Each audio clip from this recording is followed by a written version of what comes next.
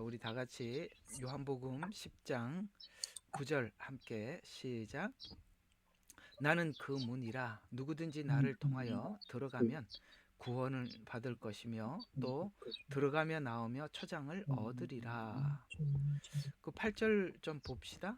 내 앞에 온 자들은 다 도둑이요 강도들이라 양들이 그들을 듣지 아니하였느니라. 아멘. 아, 양들은 이 문이 진짜 문인지 거짓된 문인지 안답니다. 또 양들은 목자의 음성도 구별할 수 있답니다. 양들은 이것이 참 목자의 소리인지 거짓 목자의 소리인지도 구분한답니다.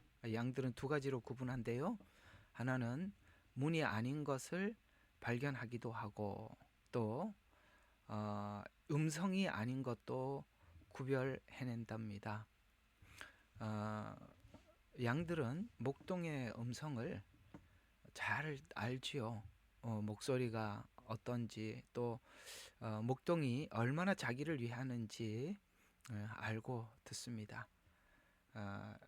이 성막 세 개의 문을 하다 보니까 요한복음에 금방 말씀드렸던 이 말씀을 우리가 함께 좀 나누고 지나가야겠다 싶은 생각이 들어서 나는 그 문이라 라고 말하는 그가 뭐냐, 지금 성막에서 말하고 있는 첫째, 둘째, 셋째 문이 전부 다 예수님이거든요. 그래서 바로 그 문이라니까 이 그라는 말이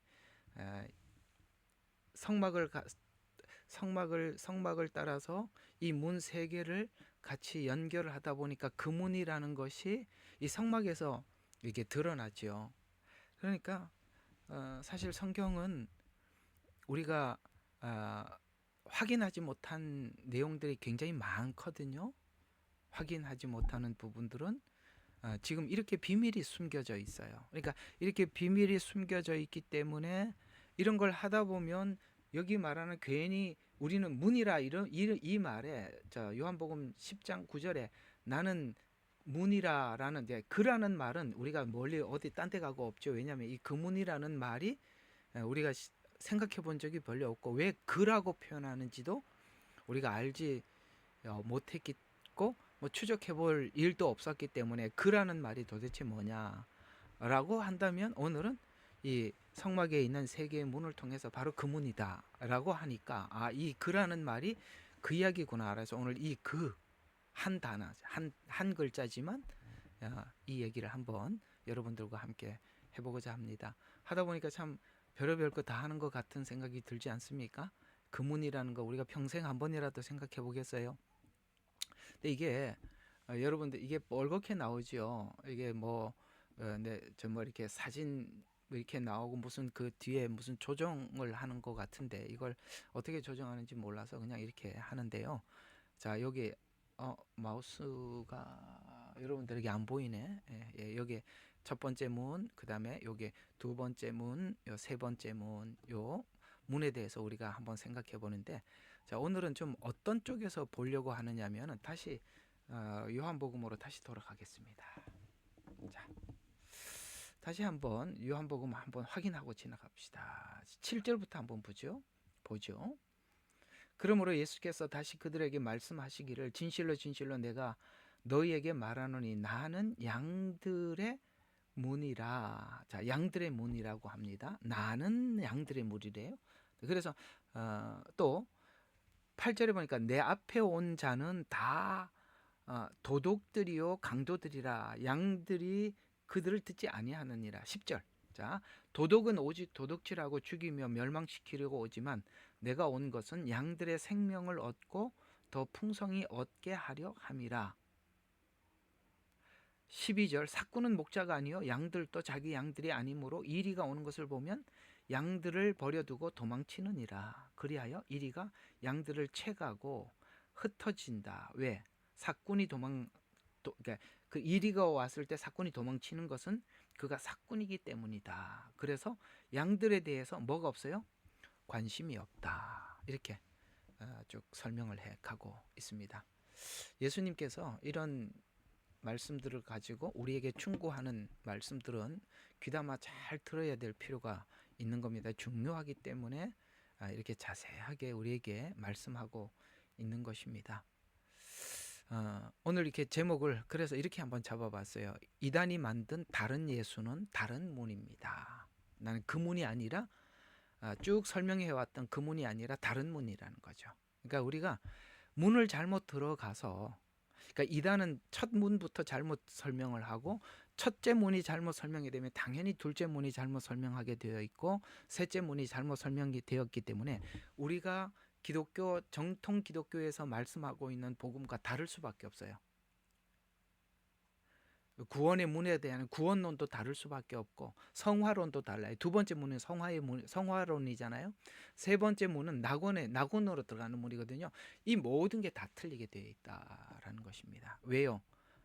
첫째 문부터 잘못 들어갔기 때문에 둘째도 잘못 설명될 수밖에 없고, 셋째도 잘못 설명될 수밖에 없다라는 것으로, 아마 이거 오늘 다 끝날 수는 없을 것 같고, 다음 주까지 그 이단들이 왜 이렇게 잘못된 문을 만들고 다른 예수를 소개하는지, 그들은 왜 우리가 이야기하고 있는 복음과 다른지, 그 부분을 여러분들과 살펴보도록 하겠습니다. 이게 자연스럽게 이단에 대해서 공부를 하게도 되는 것이고, 성막이라는 곳에서 우리가 소스를 받아서 이렇게 깊은 내용들을 함께 나누어 볼 수 있겠지요.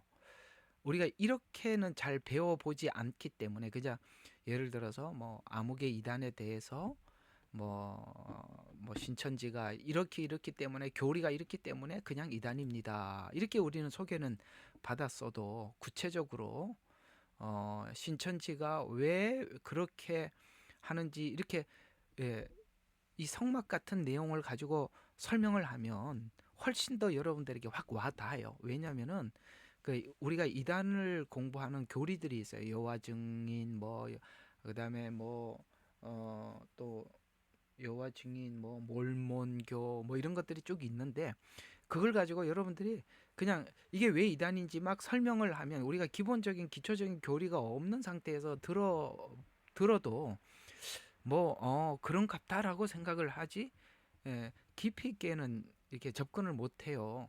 근데 지금 우리가 쭉 성막을 배워왔기 때문에, 여기서 우리가 차라리 접근을 하면 여러분들이 훨씬 더 정말 가깝게 와닿을 수 있어요. 그래서 오늘은 그런 의미에서 좀 생각해 보도록 하겠습니다. 어쨌든 이제 내용이 점점 깊어져 가기 때문에, 계속 이렇게 참여하지 않는 사람들은 중간에 들어오면 이게 자꾸 도태될 수밖에 없어요. 그러니까 어쨌든 저는 이게 여러분 몇 분이라도 계속 지금까지 함께 와 주신 거 정말 감사해요. 그러니까 여기까지 오셨기 때문에 이런 설명을 해드릴 수가 있는 기회를 잡을 수 있지. 그러니까 이 설명이 앞에서 기초가 안 돼 있는 상태에서 이 설명을 여러분들이 해봐야, 이게 뭐죠? 이게 중간을 생략하고 설명하는 거기 때문에, 설명을 해도 여러분들에게 크게 와닿는 게 없어요. 그러나 지금 차근차근 지금까지 해왔기 때문에 이제는 좀 더 빠르게 캐치할 수 있고 더 깊게 캐치할 수 있을 거예요. 자, 그래서 우리가 하나하나 보도록 하겠습니다. 성경 곧 복음은 첫째 문, 둘째 문, 셋째 문이 정확하게, 이게 이 세 개의 문이 설명하는 것을, 이게 정확하게 전부 다 첫째 문도 예수님이고, 둘째 문도 예수님이고, 셋째 문도 예수님이거든요. 그렇죠? 구원도 예수님을 통해서 받습니다. 성화도 예수님으로 인해서 성화가 되는 거고요. 우리가 천국에 가고 낙원에 가고 새하늘과 새 땅에 들어가는 것도요, 다 예수님 때문에 들어가는 거거든요. 거기서 만약에 다른 게 빠져버리면, 예를 들어서 이단들은 그렇습니다. 야, 첫째 문이 나고 셋째 문도 나다, 이렇게 가는 거예요. 첫째 문도 문선명이고, 둘째 문도 문선명이고, 셋째 문도 문선명이다, 이렇게 가는 겁니다. 그러니까 문 자체가 다른 문이라 이 말이죠. 그게 오늘 이게 성막을 통해서 한번 저 여러분들과 함께 풀어보자는 것입니다. 자, 오늘 여기 금방 읽었던 요한복음 10장에는 내가 양의 문이다라고 말씀하고 있는데요. 첫째 문에 대해서 일단은 왜곡을 하면 둘째 문, 셋째 문 전부 다 왜곡할 수밖에 없다라는 설명을 한번 해드리도록 하겠습니다. 왜 이단 교리는 다 다른가? 그럴 수밖에 없죠. 첫째, 둘째, 셋째가 다 다르기 때문에 그렇습니다. 자, 일단은 그들은 어떻게 이 문을 왜곡시키는지, 그 문이 아닌지 한번 보도록 하지요. 첫째 문은 구원을 만민 사랑으로 왜곡해서 종교다원주의를 만들거나 여러 가지로 만들어낼 수 있다는 것이죠. 뭐 여러 가지가 있는데 여러분들이 이해하고 평상시에 이해하고 있는 대로 설명을 하면 만민 구원, 하나님의 공의는 빠져버리고 하나님의 사랑, 그래서 만민 사랑 이렇게 하면 첫째 문 자체가 뭡니까? 종교다원주의로 열 수밖에 없는 길이 열린 거죠. 그러니까 첫째 문이 잘못 설명이 됐다면 둘째 문도 당연히 잘못 설명될 수밖에 없는 거고 셋째 문은 말할 것도 없는 것입니다. 다시 한번요. 첫째 문이 잘못 설명되면 둘째 문이 잘못 설명될 수밖에 없고 셋째 문, 특별히 마지막 재림은 잘못 설명될 수밖에 없다.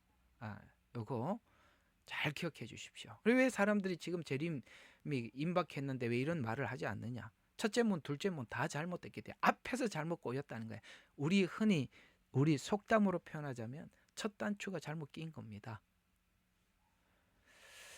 자, 그래서 이렇게 첫째 문을 왜곡하면 구원을 공의와 차별로 왜곡해서 이제 이런 말들은 나중에 이단들이 어떻게 각색을 했는지 뒤에 가서 설명을 해드릴게요. 일단은 우리가 개념부터 좀 잡아봅시다. 자, 구원을 공의와 차별로 왜곡해서 신자들을 겁박하는 데 씁니다. 이 첫째 문. 여러분들이 복음을 모르면 또 복음에 대한 확신이 없으면 마음에 두려움이 마음 한쪽 구석에 남아있게 되고요. 마음 한쪽 구석에 남아있는 두려움은 내 발로 이단을 찾아가게 만드는 겁니다. 스스로 이단을 찾아가게 만듭니다. 우리 저번에 목요일 날 함께 나누면서 이 마지막 때 소식에 대해서 하도 많이 듣다 보니까 먹고 죽으려고 약 들고 다니는 사람이 있다고 그랬잖아요. 그죠? 혹시나 앞으로 너무너무 내가 감당할 수 없는 환란이 오면 미리 죽어버리려고 약을 속에 품고 다닌다는 사람이 있다고 하지 않습니까? 여러분, 그게 남의 이야기가 아니에요.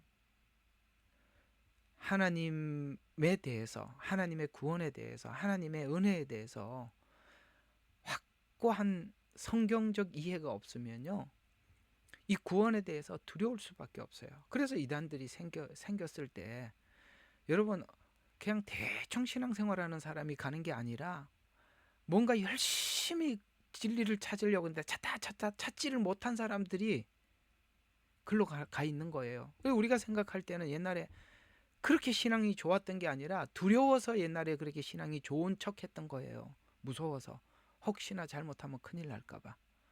근데 우리는 그게 신앙이 좋다라고 잘못 오해를 하는데, 우리가 신앙이 좋은 사람에게 잘 살펴봐야 돼요. 두려움 때문에 신앙이 좋은 건지, 정말 하나님이 좋아서 신앙이 좋은 건지, 똑같이 신앙이 좋아 보여도 두려움인지 정말 하나님이 감사하고 하고 그 은혜를 말할 수 없어서 우리가 신앙이 좋아 보이는지는 다르다는 것이에요.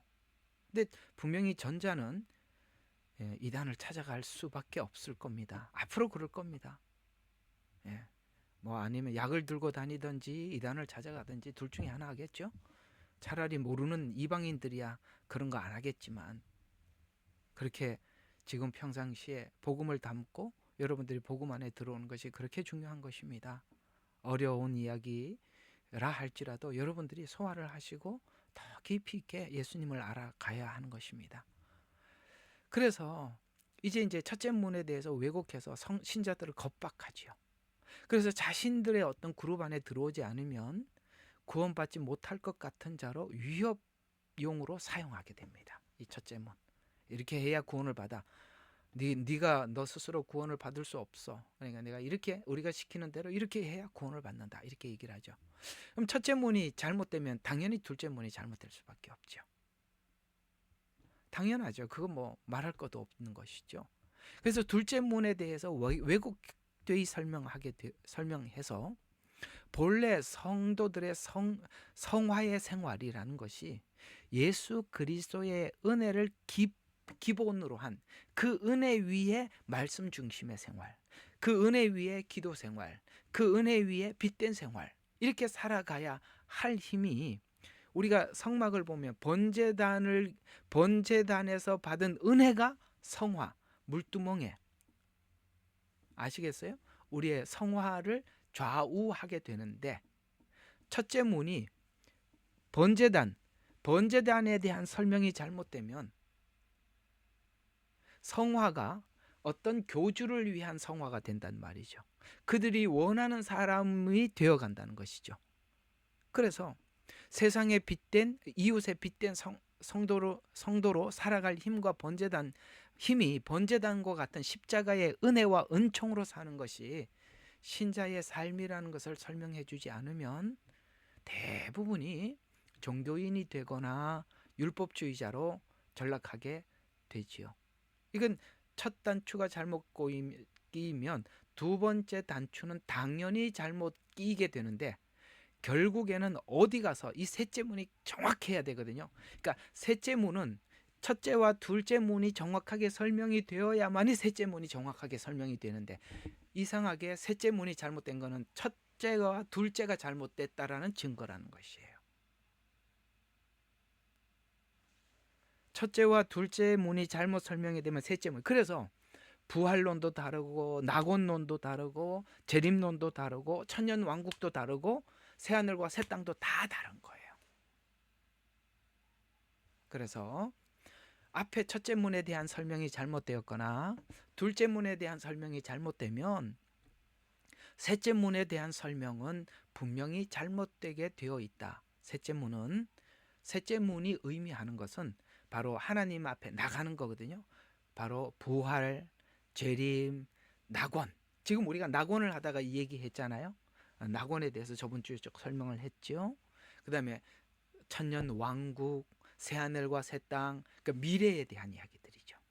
앞으로 미래에 부활이 어떻게 되며 예수님의 미래에 어떻게 재림을 할 것이며, 아시겠어요? 천년 왕국은 어떤 것이고, 이런 이야기들이 성경적이지 않는 것은 이미 뭔가 잘못된 목적을 가지고 왔다는 거예요. 그러니까 우리가 이런 부분에 대해서 잘못 설명을 하고 있다면 아예 처음부터 잘못됐다라고 보셔야 돼요. 이것만 잘못된 게 아니라 앞에 내용이 전부 잘못되었기 때문에 이게 잘못됐다는 거예요. 이걸 만약에 제가 이게 성막을 통해서 설명하지 않고 그냥 막 이렇게 설명을 하면 여러분들이 그게 뭔가 근거가 없이 자꾸 설명을 하면 사람들이 맹송맹송 하잖아요. 근데 이게 문을 정확하게 딱 세 개를 두고 설명을 하니까 진짜 와닿지 않아요? 왜 부활론이 잘못됐냐? 왜 재림론이 잘못됐냐? 왜 7년 환란 이게 잘못됐냐? 앞에 게 잘못됐다는 거예요. 초림복음이 잘못되면 재림복음은 틀려질 수밖에 없다라는 것입니다. 그래서 앞에 왜곡된 결과이기 때문에 그렇습니다. 그래서 이단을 판별하기 위해서는 이 셋째 문이 지적하고 있는 미래에 있을 부활, 천년왕국, 새하늘과 새 땅에 대한 설명을 그들이 어떻게 설명하는지 확인하면 가장 빠르게, 그러면 그것만 잘못된 게 아니라 앞에서 잘못됐다라고 처음부터 다시 추적해서 보면 뭔가가 어떤 의도를 가지고 끌고 오고 있다는 거예요. 종교다원주의 만들려면 앞쪽을 틀어야지요. 첫째, 둘째 문을 잘못 왜곡시켜야 종교다원주의가 이루어지는 겁니다.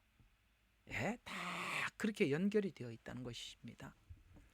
각 이단은 낙원에 대한 이해와 성경과 분명히 다른 견해를 가지게 됩니다. 낙원, 천년왕국, 새하늘과 새 땅, 즉 미래에 대한 교리가 다른 이유는 그들이 어떤 원하는 바를, 그들이 원하는 거, 신천지가 원하는 게 있고 여호와 증인이 원하는 거, 그러니까 몰몬이 원하는 게 있다는 거예요.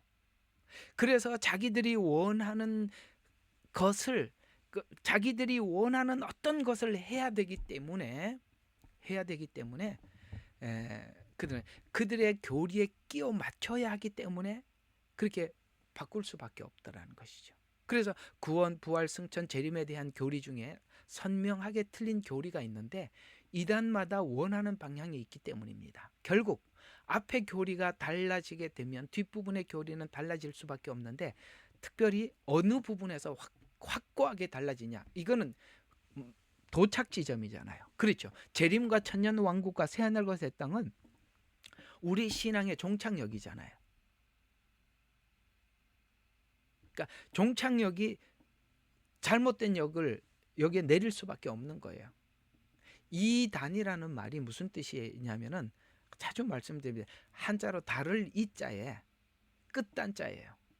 그러니까 이게 진짜인 줄 알고 갔는데 끝에 가보니까 아니더라는 거예요. 은사에서 속는 것이나 교리에서 속고 나면 사람들은 철석같이 믿고 오거든요. 근데 끝에 가보면 아니구나라는 거예요. 얼마나 억울합니까? 그래서 사도 바울이 그런 이야기 한 거예요.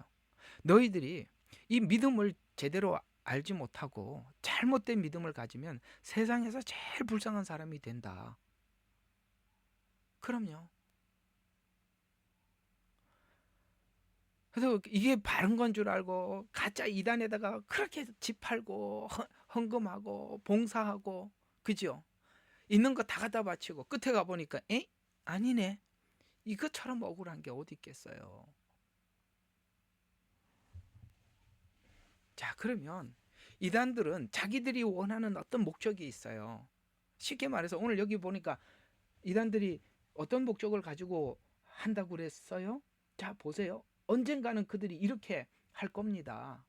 언젠가는 이렇게 할 겁니다. 자, 12절 보세요. 삭구는 목자가 아니에요. 양들도 자기 양들이 아니에요. 서로가 아니단 말이에요. 목자도 아니고 양도 자기 양이 아니에요. 양은 그냥 자기 배를 불리는데 필요할 뿐이에요. 털을 깎고 나중에 팔아서 돈 버는데 수단으로 쓸 뿐이에요. 그래서 이리가 오는 것을 보면 아시겠어요? 성도들이 그 이리들이 성도들을 막, 예를 들어서 사단이 성도들의 영혼을 가로채거나 막 그렇게 하는 걸 보면 버려두고 도망치느니라. 아시겠어요? 책임 안 진다는 거예요. 그리고 그리하여 이리가 양들을 채가고 흩어지게, 그냥 양들은 그냥 흩어지는 거야. 왜요? 사꾼들이 도망치는 것은 사꾼이기 때문에 도망간대요. 왜요? 양들에 대해서 관심이 없답니다. 근데 여기 사꾼들 아래에 있는 양들은 얼마나 불쌍해요. 근데 왜 사꾼 아래에 있는 양들은 왜 여기서 사꾼에게 빠져나오지 않고 사꾼에게도 양이 있다고 말을 한 거예요. 사꾼에게도 양이 있대요. 이단을 따르는 잘못된 성도들도 있다는 거예요. 왜? 여기 사꾼의 양들도 있다고 말을 하니까. 그러면 오늘 여기 다시 앞으로 가봐요. 자, 5절 한번 봅시다. 어디서부터 봐야 될까요? 예, 4절부터 보면, 자, 그가 자기의 양들을 이끌어낸 후 양떼 앞에서 걸어가면, 자, 양떼 앞에서 걸어간대요. 진짜 목자는 양떼 앞에서 걷는데요. 본을 보인다 이 말입니다. 예수님이 본을 먼저 보여주셨죠. 앞에서 걸어가면 양들은 그를 따라간다는 거예요. 그러면 하나님이 세운 목자는 예수님이 이렇게 갔으니까 우리도 예수님이 가셨던 이 길을 갑시다 라고 말하는 게 진짜 목자장이 보낸 목자라는 거예요. 그리고 본을 보이려고 애를 쓴다는 것이죠. 그래, 양들이 그를 따라가는 이는 양들이 그의 뭐를 안다고요? 음성을 안대. 예수님이 어떤 길을 가셨고 예수님이 여러분과 저에게 어떤 은혜를 베푸셨는지 안대요. 그렇게 예수님께서 우리에게 하신 대로 하셨던 일들을 말하지 않는 다른 이야기를 하는 사람이 사꾼이라는 거예요. 그래서 양떼들은 목자의 음성을 안다는 것은 예수님께서 여러분 각 개개인에게 무엇을 하셨는지 안다는 거예요. 여러분들이 예수님께서 여러분 각자에게 뭘 하셨는지 알잖아요. 근데 설교하는 사람의 설교를 들어보면 저 사람은 지금 예수님이 우리에게 하신 대로 설명하지 않네? 예수님이 우리에게 원하는 대로 말하지 않네? 이걸 여러분들은, 성도들은 그걸 여러분들이 알아채야 한다라고 성경은 말하고 있는 거예요. 왜요? 양떼들은 목자의 음성을 안대요. 그래서 하나님 그 세운 목자 목자가 그 보낸 목자장의 말을 하는지 아니면 엄한 자기 이야기를 하는지 여러분들이 분석을 해야 되는데 양떼들은 그걸 안 돼요. 쉽게 말해서 복음을 안다 이 말이에요. 저 사람이 복음 아닌 메시지를 전하는구나. 복음을 전하는구나 라고 안 돼. 근데 왜 거짓 목자를 따라가느냐? 목자장의 음성을 모르니까 구분을 못하는 거예요. 여러분들이 이렇게 평상시에 좋은 꼴을 먹는 거예요. 에스겔서에서 말씀하고 있는 거예요. 여러분들이 이런 꼴을 계속 먹다가 보면 이 사람은 이 복음이 말하는 성경이 말하는 복음을 말하는구나. 자기 목소리를 하는구나. 여러분들은 듣자마자 알게 돼요. 왜? 양떼들은 그건 귀는 발달한다는 거예요. 딱 듣고 알아차린다는 거예요. 여러분들이 그 분별이 여러분이 해야 되는 거예요. 왜? 양떼는 목자의 음성을 안다라고 했어요.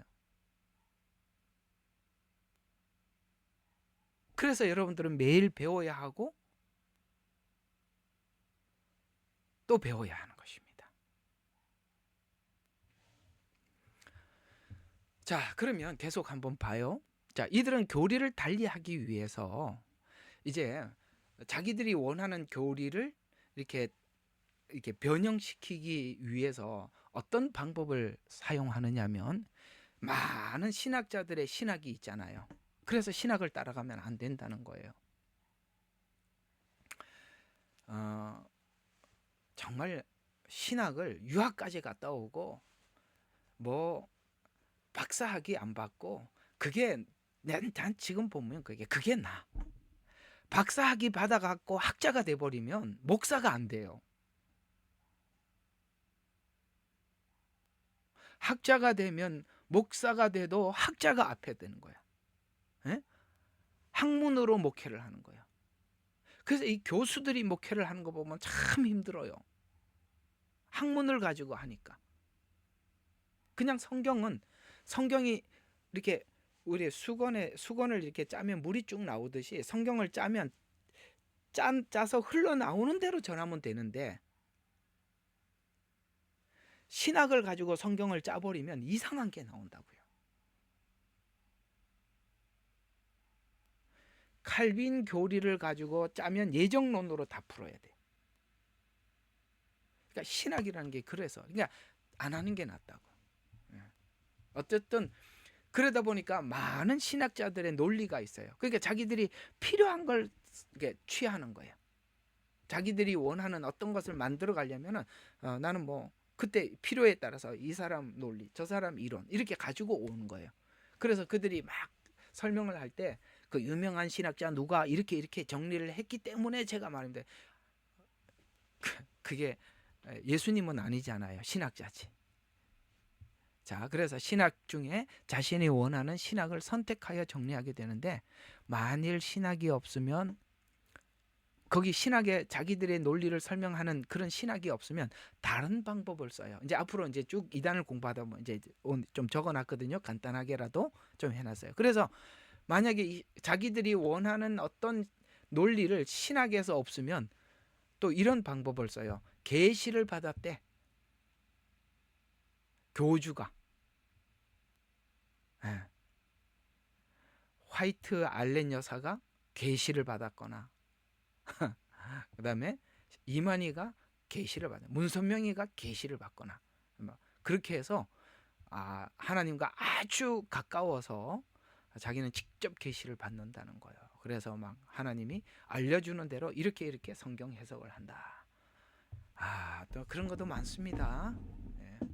아무리 기도 중에 하나님께서 감동을 주셔서 이 말씀이 그렇더라라고 하더라도 제가 꼭 여러분들께 권해드리는 것은 그게 전부가 절대 돼서는 안 돼요. 확인을 꼭 하셔야 됩니다. 제가요 기도하는데요 요한복음 10장에 그 문이 하나님께서 그 문을 환상을 보여주시는데 그 문이 이 문이라고 보여주더라고 딱 깨달아지더라는 거예요. 이렇게 설교하시는 분들 진짜 불안하단 말이에요. 그러면 한두 번은 하나님이 가르쳐주면 세 번째 사단이 가르쳐주기 시작하면 어쩔 건데요. 왜 성경은 하나님께서 여호와 책을 자세히 보라고 했냐면 그 중에 빠진 것이 없다고 체크를 하라는 거예요.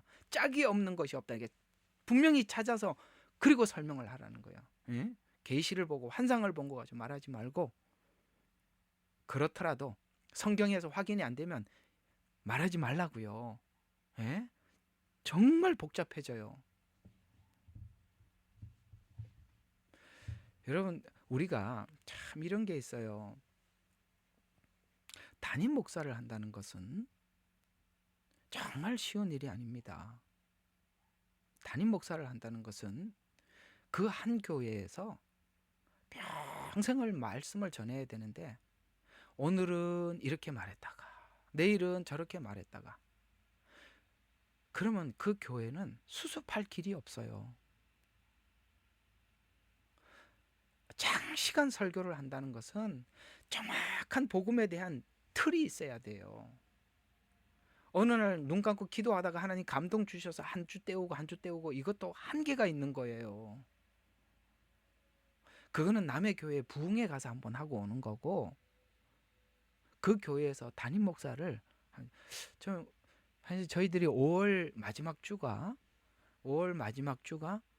창립 주간이거든요. 저희 주생명 선교 교회 창립 주간이에요. 그러니까 요번 주가 주일 예배가 주생명 선교 교회 14주년이에요. 제가 14년을 여기서 설교를 했다는 게 저 사실 또 놀랐어요. 또 거의 일주일에 지금 하는 식으로 거의 해왔거든요. 그보다 전에는 조금 덜 하기는 했지만, 와, 내가 14년을 계속 이렇게 설교를 해왔구나. 7번? 13주년이에요? 나는 14주년 줄 알았습니다. 아유, 일을 더 하려면 나이가 한 살 더 먹을 뻔했네요.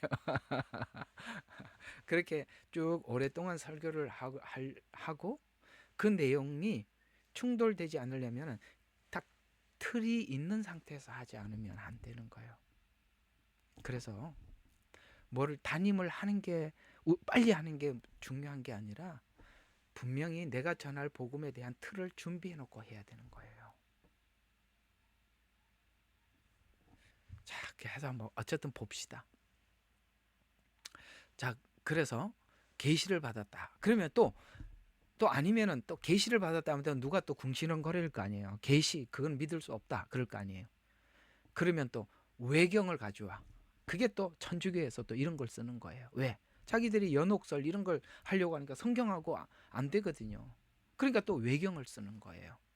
또 하나는 자기들이 가지고 있는 어떤 권위 있는 책, 그 성경을 푸는 어떤 틀을 가지고 있어요. 몰몬 교회도 있고, 그 다음에 여호와 증인도 있습니다. 뭐 바수대라는 이런 책들이나 이런 것들이 다 성경과 권위가 동등한, 혹은 성경보다 더 권위 있는, 그들은 그렇게 이야기를 해요. 성경보다 더 권위 있는 책이라고 이야기를 해요. 그러니까 이걸 가지고 성경을 풀어야 된다는 거예요. 이 틀을 가지고. 그러니까 이 아시겠어요? 어떤 신학자들의 권위 있는 신학자들의 학문을 가지고 들어오든지, 그러면 한번 의심을 해야 된다는 거예요. 아니면은 내가 기도하는데 하나님이 이렇게 계시를 보여줬다, 그 말 또 의심하라는 거예요. 또 하나는 성경 이외에 외경을 가지고 온다든지, 아니면 성경 이외에 다른 어떤 권위 있는 책을 가지고 한다든지, 벌써 이게 있다는 것이, 제가 정말 존경했던 그 목사님, 지금 이제 소천하시고 제게 이렇게 복음을 열어주셨던 분이 정말 이걸 저희들한테 너무 잘 설명을 해주셨는데, 뭐 예를 들어서 외경을 가지고 있다든가, 아니면 성경 이외에 다른 성경을 가지고 이렇게 뭐 예를 들면 몰몬경 뭐 이렇게 했다면 그걸 이렇게 바꿔서 읽으래. 그 목사님이 너무 정확하게 설명해 주죠. 이단 증명서 이렇게 읽으라는 거야. 몰몬경 이렇게 동조하지 말고 이단 증명서. 파수대 그러면 이단 증명서 이렇게 보라는 거예요. 맞지요? 그 이단 증명서죠.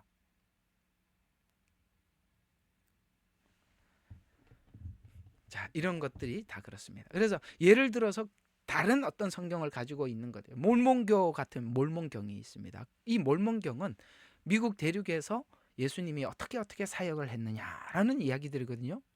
예수님께서 뭐 한국에서 어떻게 사역했느냐, 그러면 또 그게 또 몰몬경이 되겠죠. 그건 미국에서 하나님께서 어떻게 미국에서 복음을 전파했느냐, 청교도들이 가서 어떻게 했느냐, 그건 하나님이 하셨던 일이지요.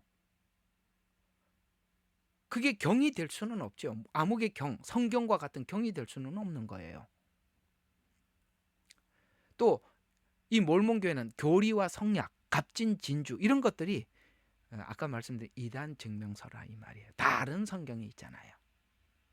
또 이런 것들이 있어서는 안 되는 이유가 뭐냐면 모든 성경은 끝났습니다. 계속 써지는 게 아니에요. 사도도 끝이 났고 성경도 끝이 났습니다.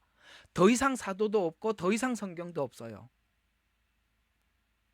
신사도 다 가짜입니다.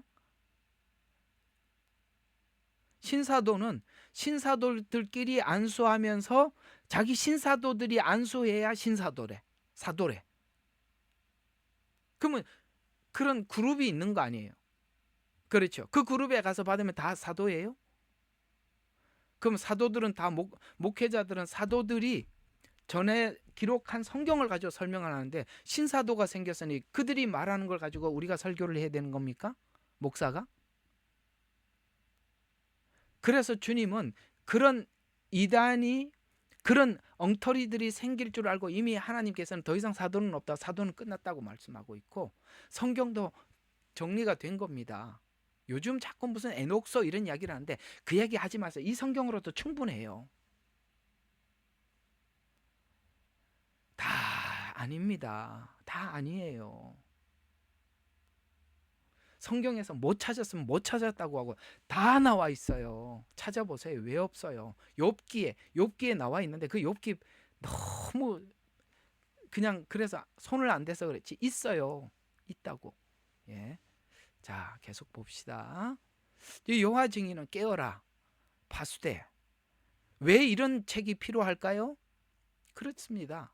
지상낙원을 주장하려고 하니까 성경은 지상낙원이 아니거든요. 새하늘과 새 땅이 있거든요. 그걸 거부하려고 하니까 성경에는 자꾸 그런 이야기가 있으니까 이런 깨어라 파수대 이런 거 가지고 자꾸 보충하는 거예요. 자기들의 교리에 맞춰 나가기 위해서. 신천지도 그렇습니다. 계시록의 비밀을 이만희에게 가르쳐 줬대. 그래서 계시록은 이만희가 해석하는 대로 해야 된다는 거야. 딱 한마디로 아주 사악한 이단입니다. 천주교가 외경을 사용하지요. 그리고 전통을 고수합니다. 전통적 해석. 그래서 이 천주교는 전통적 해석 이런 말들을 많이 합니다. 또 하나는 교황은 무오해서 교황이 성경 해석하는 것은 전부 다 오류가 없대.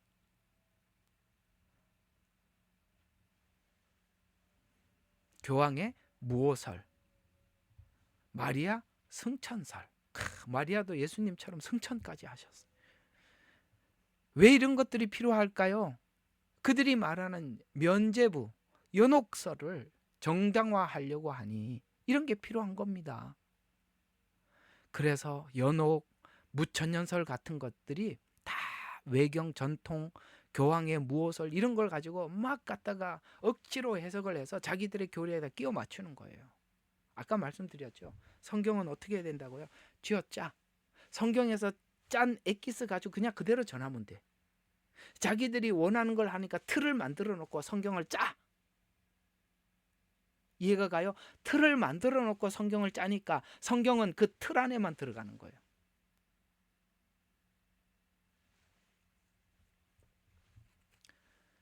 예, 안 보여도 이해를 잘 하고 있는 줄 알고 지나갑니다. 자, 그래서 또 자신들이 주장하는 왜곡된 내용을 정당화하기 위해서는 성경에서 그 근거를 제시해야 하는데 때로는 성경에서 이제 근거를 제시하는데 과장하거나 어떤 내용을 과장하거나 왜곡하는 해석을 선택합니다. 그래서 이제 가장 많이 쓰는 단어들이 영적 해석 이런 말들이에요. 영적으로 보면 나는 영적으로만 성경을 해석한다. 이렇게 하는 겁니다. 영적 해석을 하는 사람들에게는 문맥으로 싸워야 돼요. 문맥으로. 아셨죠? 잘 기억해 주세요. 자, 영적 그러면은 문맥을 가지고 덤벼 들으라고요. 아시겠죠? 그러면 됩니다. 그래서 과장하고 왜곡하는 것을 발견할 수 있는 증거는 문맥을 무시한 해석을 한다는 것입니다. 그래서 이단들이 제일 무서워하는 게 뭐냐면 어떤 성경 구절을 딱 자기들이 원하는 거 성경 구절만 뽑아내거든요. 그들은 그래서 그 사람들이 하는 방식이 뭐냐면은 성경의 구절, 뭐 예를 들어서 구절을 많이 쓰지 않아.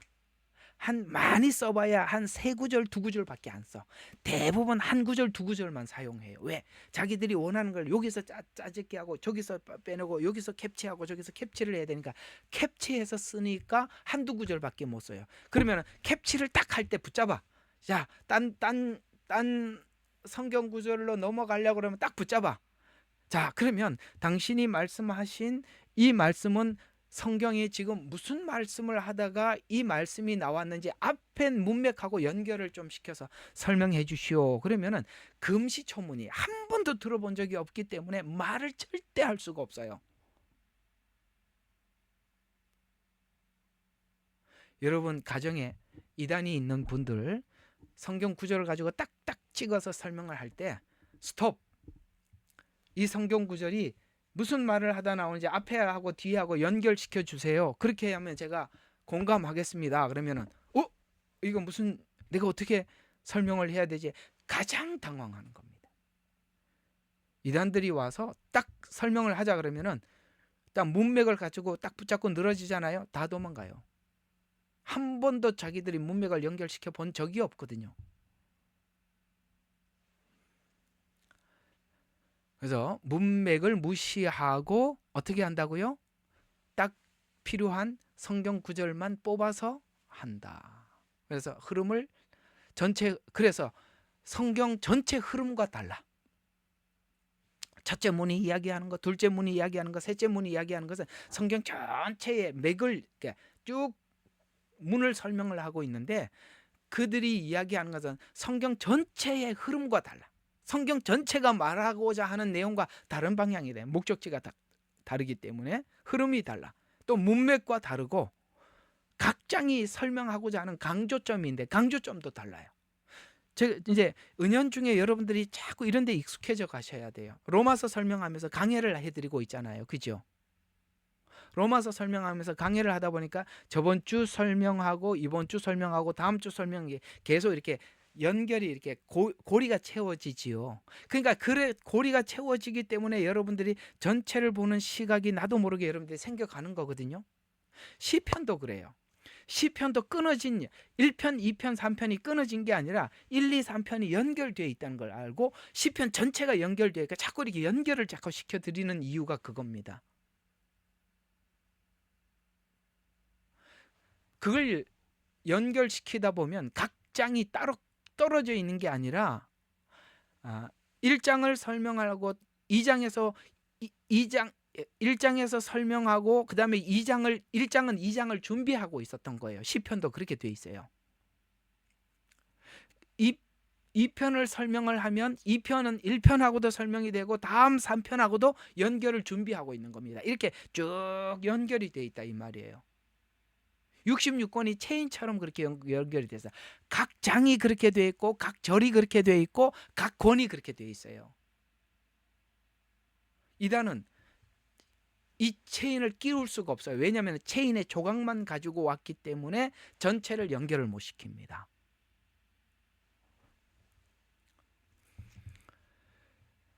그래서 강해를 들어보지 않고는 좀처럼 그들이 과장하는 것이나 혹은 왜곡하는 것에서 왜곡하는 해석을 발견하기가 어려운 거예요. 그래서 여러분들이 이 강해의 장점이 뭐냐면 여러분들이 계속 강해를 듣다가 보면 나도 모르게 여러분들에게 뭐가 생기느냐면 성경 전체가 말하고 싶은 성격이 뭔지 그냥 나도 모르게 자꾸 그게 이렇게 여러분들에게 자꾸 쌓이는 거예요. 그게 쌓여 있는데 여러분들이 지금 설명을 하라 그러면 설명은 못해도 남의 이야기를 들어보면 이거 아닌데 하고 탁 와닿는 거예요. 왜 그게 생겼냐? 강해를 들으면 생기는 거예요. 강해를 들으면. 또 과장이나 왜곡된 해석을 찾아내 지적하면 또 그들이 교주로부터 직통 계시를 받았다고 주장하는데, 교주가 받은 직통 계시는 직통 계시는 성경보다 우선시하거나 동일한 권위로 취급하기 때문에, 아까 말씀드렸죠. 그래서 자신의 교주를 신성시하려다 보니 예수님의 또 신성을 부인해요. 이 문선명이하고 누가 또 그랬다 그러더라. 문선명이하고 비슷한 사람이 있어요. 그들이 이렇게까지 얘기했다고 해요. 예수님을 욕을 하는 거예요. 예수님께 욕을 하는 거예요. 예수님이 다 하지 못해서 내가 이 고생한다고 욕을 하더라는 거예요. 예수님이 구원을 하다가 말아가지고 내가 이 고생한다고 욕을 해대더라는 거예요. 인간이요, 이렇게까지 갑니다. 우리한테는 너무너무 이상한 이야기지만 인간이 교만해지면 그렇게도 될 수 있어요. 그래서 교주를 신성시하려다 보니까 항상 예수님하고 자기하고 그 같은 동일 선상에 달라. 교황도 예수님 선상에 올라갔다가 같이 갖다 놨다가 어느 때는 더 올렸다가 항상 그렇게 왔다 갔다 비등비등하는 거예요. 그래서 우리가 이렇게 보면 꼭 선생님하고 싸우는 학생들이 있어요. 왜 학생끼리 좀 싸우면 되는데 왜 선생하고 싸우죠? 내가 그 정도라는 거지. 내가 그 정도라는 거지. 정치하는 사람들도 보면 그런 사람들이 많아요. 꼭 싸움 대상을 잡스러운 장관이나 국회의원이 아니라 대통령하고 항상 싸워. 왜? 내가 수준이 그 수준이라는 거지. 항상 예수님하고 자기하고 견주어요. 자, 그걸 이제 보면 예수님의 신성을 부인하거나 혹은 예수님을 피조물로 전락시킨 이유가 그겁니다. 자, 한번 봅시다. 여호와 증인의 교주가 예수님보다 더 올라가야 되니까 예수님을 피조물로 여깁니다. 이제 왜 그렇게 예수님의 하나님 되심을 왜 깎아내린지 아시겠죠? 자기 교주가 그 자리에 올라가야 되기 때문에 예수님을 피조물로 전락시키는 것입니다. 그래서 그저 예수님은 피조물 정도 혹은 미가엘 천사장과 동일한 정도로 취급합니다. 여호와 증인이. 통일교 문선명이는 뭡니까? 아까 이 문선명이가 아까 예수님에 대해서 욕을 했다 그랬죠. 예수님의 사역이 실패로 끝나서 자기가 이 고생한다는 거예요. 그래서 자기가 그 사역의 완성자라는 거예요. 가정연합을 통해서 완성한대. 참 점잖해갖고 욕을 안 해서 그렇지, 참 이런 인간도 있구나 싶은 생각이 듭니다. 그 다음에 이만희도 그렇습니다. 재림 예수를 자신이 보혜사라고 주장해. 자기가 보혜사이기도 하고 재림 예수래.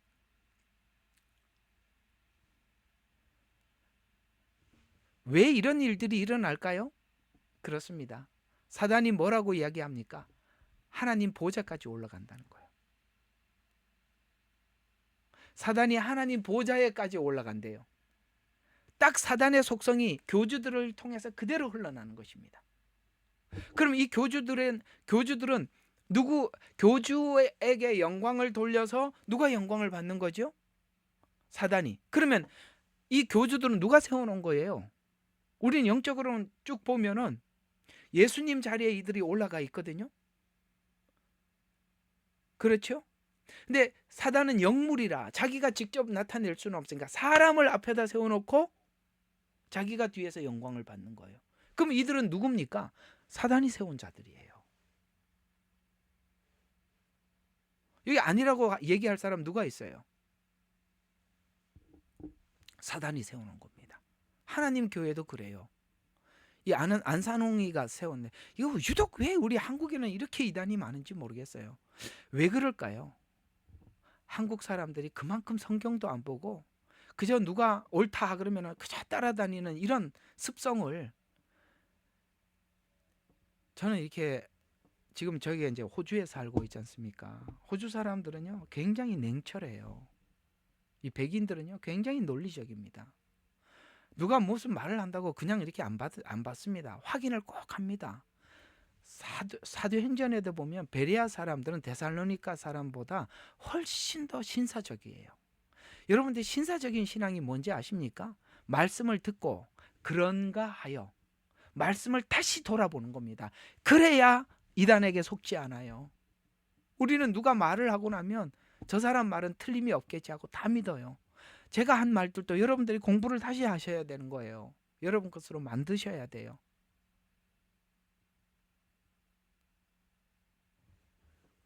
그래서 그런 것입니다. 그래서 우리나라에 그렇게 다른 나라보다 이단이 그렇게 많은 거예요. 세계적 이단도 한국에 그렇게 많아요. 세계적 이단, 신천지 아주 뭐 세계로 뻗어나가고 있고 하나님 교회도 세계로 뻗어나가고 있습니다. 통일교 창시자가 누구예요? 그 문선명이 한국 사람 아니에요? 근데 이 안상홍이가 죽었어요. 그랬더니 이걸 어떻게 해야 되나 당황스러워서 또 이렇게 얘기하니까 또 속아요. 재림예수로 온대. 안산홍이가. 그때까지 그 부인이 관리하고 있겠대요. 또 속아요. 만민중앙교회 이재록이 재림예수로 온다고 또 그렇게 하나님 교회에서 하듯이 그렇게 속이고 있는 거예요. 그 딸 둘이서 지금 또 그 만민교회 하고 있는 거예요. 근데 그 아버지보다 더 독해. 그 여자들이, 딸들이 더 독해서 A, B, C, D급으로 이렇게 점수를 매긴다는 거예요. D급 되면 사람들이 어떡하겠어요? 말 안 들으면 D 주는 거예요. 학점 주듯이. D급은 어떻게 되느냐 모르겠어요. 어떻게 만들어놨는지. 저 천국 입구에 있는 사람이고 A급은 그러면 보좌에 앉아 있나? 하여튼 뭐 그렇게 하겠죠. 예, 이단들이 쓰는 수법들이 다 그거니까 아마도 무슨 방법이 있을 겁니다. 뭐 거기까지는 연구를 안 해봤습니다. 자, 계속 봅시다. 교주와, 아이고 시간이 많이 갔네요.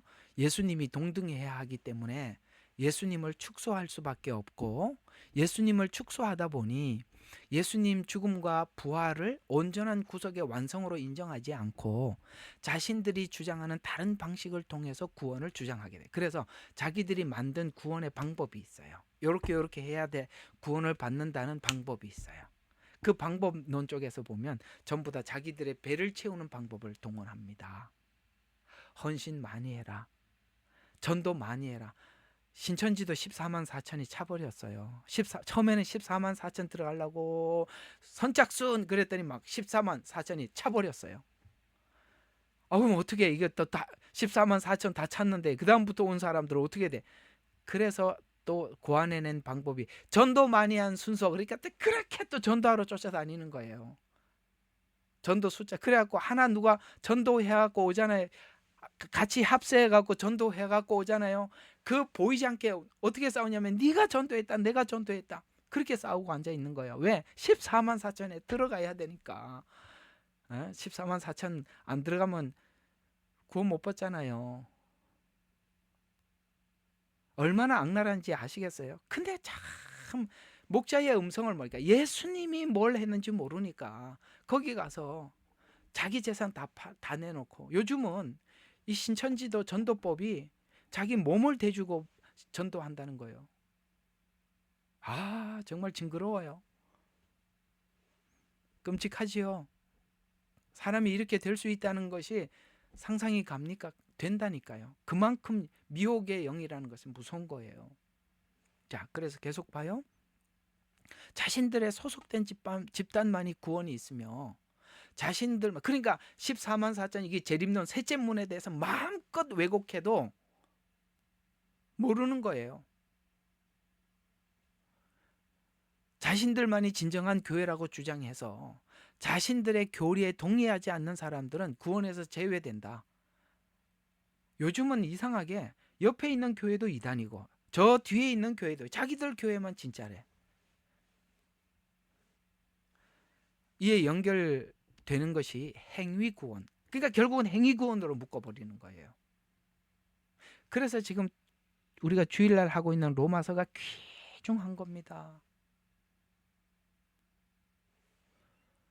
행위구원으로 엮습니다. 그래서 믿음만으로는 부족하다고 주장을 합니다. 그래서 자신들이 정해놓은 그걸 이제 필요한 것을 다 채우려면은 자기들이 정해놓은 게 있어요. 특정한 의식들이 있어요. 그것을 하거나 행위를 해야 구원이 가능하다고 주장을 하여서 그 다음부터는 이제 사람들이 여기 묶여있으니까 헌금, 헌신, 전도 뭘 요구해도 다 하지요. 얼마나 속으로 얼마나 웃고 있겠어요. 야, 14만 4천 전도한 순이다 하니까 막 길을 쓰고 전도하러 다닌 거 보고 뒤에서 팔짱 끼고 얼마나 웃겠어요. 야, 진짜 재미있다. 그러고 앉아 있지 않겠어요? 그죠? 예. 그래서 결국 부활, 재림, 천년왕국, 새하늘과 새 땅, 종말론으로 갈수록 다른 주장을 할 수밖에 없는데 교리의 뒷부분으로 갈수록 다를 수밖에 없는 구조를 가지고 있다는 것이에요. 자, 오늘은 여기까지만 하도록 합시다. 자, 우리 다시 한번 정리를 해보도록 합시다.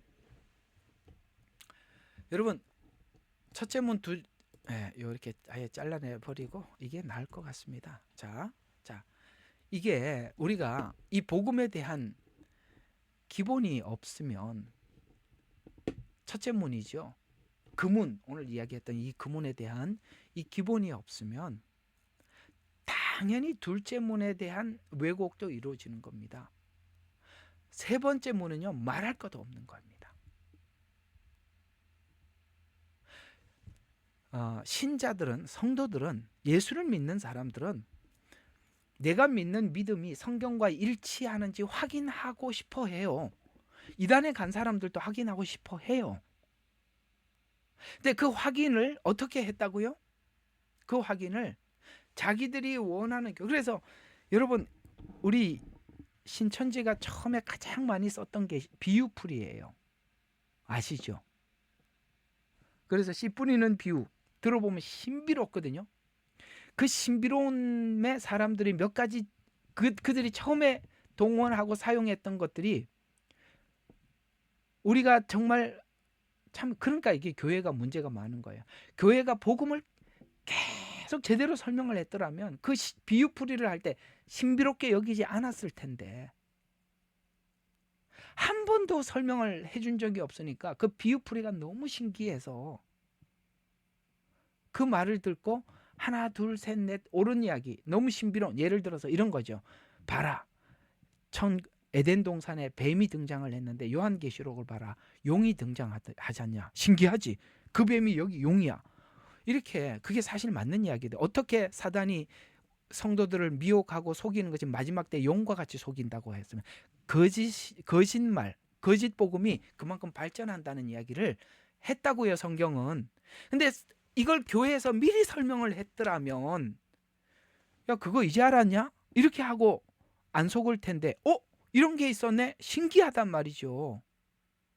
그래서 그런 말들에 하나 둘 빠진 거예요. 그러니까 사단이 이 거짓말하는 이들이 예를 들어서 어느 날 성경 공부하러 가서 한 50개를 배웠다고 하자. 그중에 한두 개만 자기들의 교리를 살짝 끼워주는 거예요. 살짝. 모르죠. 왜? 앞에 옳은 이야기들을 계속 들었기 때문에 살짝 끼우는 걸 절대 발견할 수 없지요. 다음번에 가면 한 개 더 끼워주는 겁니다. 다음번에 가면 또 한 개 더. 나중에 조금 아주 그냥 단골이 되면 반반. 나중에 고수가 되고 상류로 가면 9대1로 바꿔. 가짜 9개, 진짜 1개. 나중에는 자기들이 원하는 색채로 바뀌어버리는 겁니다. 그렇게, 그래서 성경은 사단을 보고 이단 교리를 보고 일이라고 말하는 거예요. 일이. 아가서에 나오죠. 포도원에 꽃이 피었다. 은혜 받고 이제 하나님 앞에 열매를 맺으러 시작하는데 그때 이단 교리가 판을 치는 거야. 뛰어 들어오는 거예요. 붙잡아야 되는 거예요. 여러분들이 이게 진짜 복음이라고 하면 계속 배우셔야 되는 거예요. 왜냐하면 이 이리는요, 자기가 먹어야 되는 먹잇감을 잡으면 속에 내장만 빼먹어. 창자를 빼고 우리 진짜만 빼먹는 거예요. 사단은 우리가 받았던 이 진짜 복음을 교묘하게 바꿔서 그것만 빼가는 거예요.